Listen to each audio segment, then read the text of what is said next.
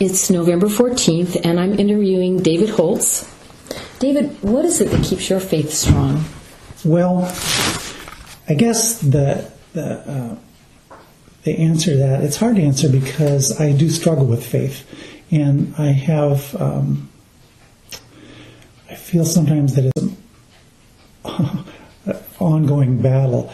But what keeps my faith strong is the belief that there has to be more to life, and there has to be a reason for why we're here and how things happen the way they do, and there has to be something more than what we see here, and there has to be a future beyond life.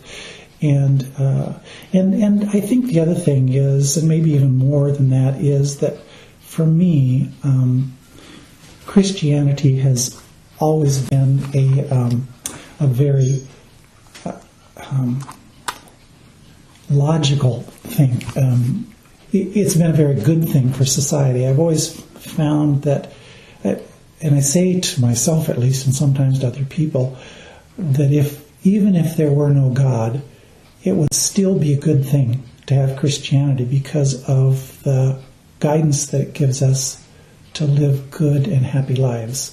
So I don't know that answers it directly, but that's why I stay involved, and I'm staying there, still trying to find the answers. Okay. And how do you see your faith being active in your life? Well,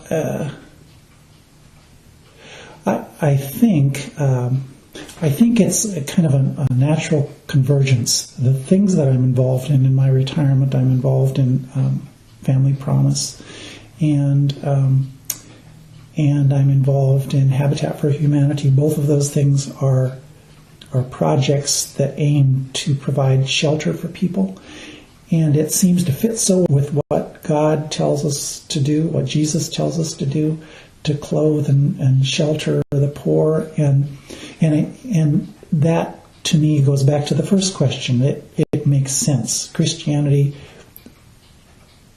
rings true in my life, and so being how I see it in my life is trying to do the things that God would have us do while we're here on earth. And what are your concerns or fears for the church? Well, I worry sometimes that we aren't relevant enough to people, to speak to people's lives. I think the church has such an important message for individuals and for society, and I worry that we aren't reaching enough people. And I see that in our own 4 children, that they were raised in the church, but like a lot of young people, they sort of drift away. So I worry that the church won't stay vital. I am encouraged by what I see going on in the church now, and maybe it's just a matter that I'm maybe more active or more aware. I see things now in the church that really are very relevant to life, addressing the needs of people and caring for people and really living the way that I understand Jesus told us to live. When you meet God face to face, what do you want to talk about with Him? I've thought about that a lot. And I'll go to the end first. I think when it gets to that point, because I do have things I want to ask God, but I got a feeling when we finally get to that point, those things won't matter anymore. They'll be frivolous, or everything will be so clear at that point.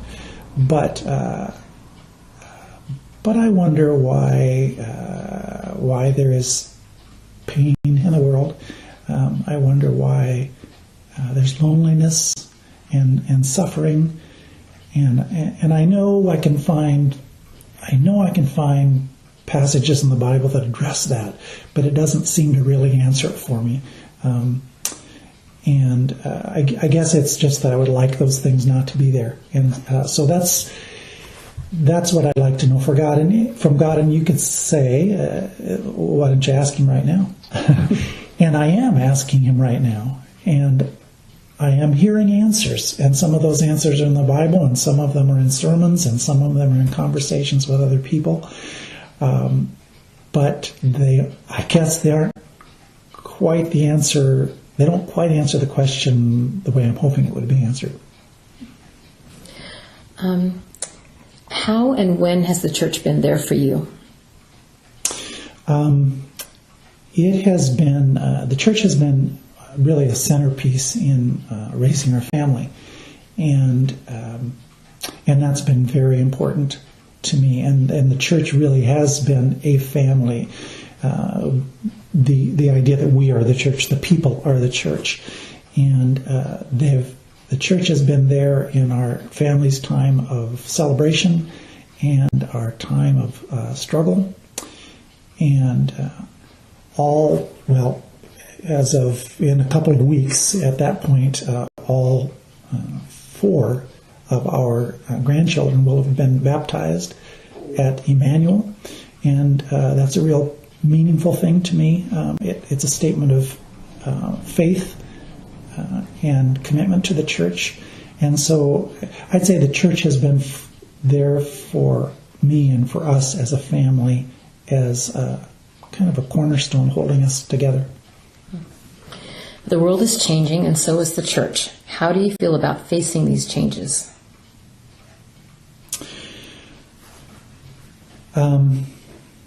Well, sometimes, I said this one time to somebody, I just wish it was the 1950s again. But I know that can't be, and it shouldn't be in the 1950s or the 60s or the 70s. They really weren't that good. There were lots of problems then. So the good old days, it's like, which good old days are we talking about? So I worry about the church going into the future, and sometimes I find my mind wanting to be the church of the past. And I'm pretty sure that will be the death of the church. If we try to be the church of the past, we have to be the church of the future. We have to be. So what I worry about is that the church be flexible and viable in people's lives and be able to respond to changing needs and changing times. And I do worry about that. The church has been active in our lives as a civilization for a couple thousand years. So I shouldn't think that it's on the verge of extinction. It's not, but we have to be willing to adjust and be open to new ideas. How do you wish to be remembered at Emanuel after you're gone? Oh,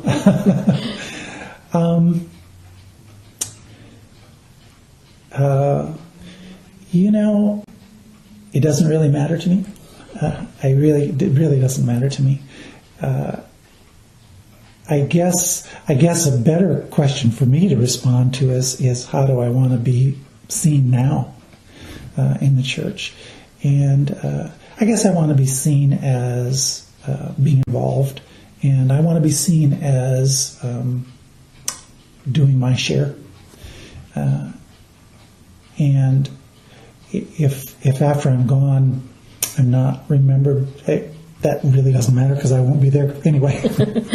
Well, it sounds like you see yourself as having responsibilities to your faith and or church. And so what would you say those are? Any more specifically? I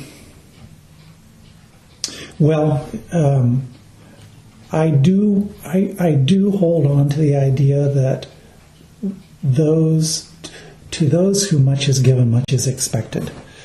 Which is a socialist idea, but it's also a Christian idea, and I think that's true.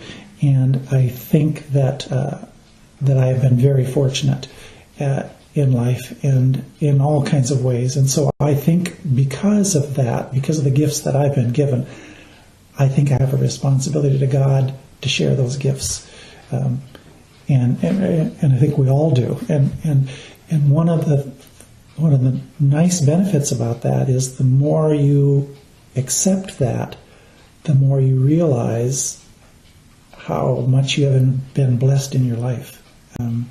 So it's kind of a catch-22. The more you give, the more you see that you have to give. Okay. Well, thank you very much, David. You're welcome.